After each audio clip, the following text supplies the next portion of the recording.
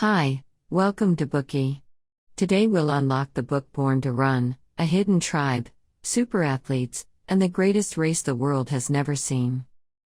What do you think of when you talk about running? A feeling of joy? The hard work you have to do to lose weight? For most people, running is not easy. For the author of this book, running is a hobby that used to bring him much pain. This book was written by Christopher McDougall. After graduating from Harvard, McDougall worked as a correspondent for the Associated Press and reported wars in Angola, Congo, and Rwanda. Since returning to the U.S., he has been writing for Outdoor, The New York Times, Runner's World, and other publications. He is also a 3-time finalist in the National Magazine Awards for reporting. McDougall was an amateur runner. One day, he was out for an easy 3-mile jog on a snowy farm road when he felt an acute pain in his right foot. At first, he thought he'd been cut by something sharp, but he found no cuts after taking off his shoe. McDougall went to an expert in sports medicine and was diagnosed with a running injury. He had been injured many times while training for distance running. He had torn his hamstring, strained his Achilles tendon, sprained ankles, and suffered from aching arches. Several sports medicine experts advised him to find a new hobby. The sports medicine expert who diagnosed McDougall told him that the human body is not designed for that kind of abuse. But McDougall was confused. Why was it so easy to get injured while running? At 6 feet 4 inches and 230 pounds, he'd never been injured while participating in semi-extreme sports such as riding Class 4 rapids on a boogie board, surfing giant dunes on a snowboard, and mountain biking in the wild. In running, however, it's common for runners like him to get injuries. Roughly 80% of runners get injured every year. Even so, few methods have been brought forward to help runners avoid injuries until the birth of this book.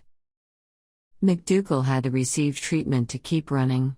He also ordered expensive personalized corrective insoles. Meanwhile, he kept looking for a better solution that could allow him to run without any problems or worries.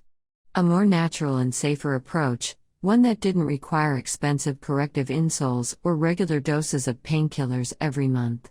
He visited several experts, did a lot of research, and tried a few different approaches, but none was effective. While traveling in Mexico for work, McDougall learned about the Tarahumara by chance as he was flipping through a travel magazine. They are an indigenous people living in seclusion in the copper canyons of Mexico. In their tribe, 50-year-old people run faster than teenagers. Even 80-year-old men can run longer distances than a marathon. They run on steep mountain trails that have been completely packed down by their feet. Many Tarahumara people can run 300 miles in 2 consecutive days, the equivalent of 12 full marathons. And they never train before the most tribe's important running race. They simply stroll to the starting line, spring out as they tease each other, and just keep running for 48 hours. Their diet would give a distance running coach nightmares. Apart from barbecued mice with ground corn, they don't eat any protein, let alone any high electrolyte sports drinks. What's even more miraculous is that they never get injured from running. To discover the Tarahumara's secrets of running, McDougall decided to cross the border between Texas and Mexico to find the tribe. We'll explore the essence of this book through the following 3 sections. Part 1, Looking for the Tarahumara, the running people. Part 2, Inspirations from the search. Part 3, A new race. Let's begin the first part of our summary with McDougall's decision to look for the Tarahumara, known as the greatest runners of all time. Since they are hidden in the Copper Canyons, they are not easy to find.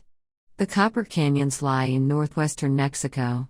They're part of the Sierra Madre Occidental, a major mountain range system that's part of the North American Cordillera. In McDougall's words, the canyons are so remote that a desperado with a knack for backcountry navigation could hold up a bank in Colorado and slink to safety in the Copper Canyons. Over the past 100 years, the canyons have been a hideout for all sorts of North American deviants, including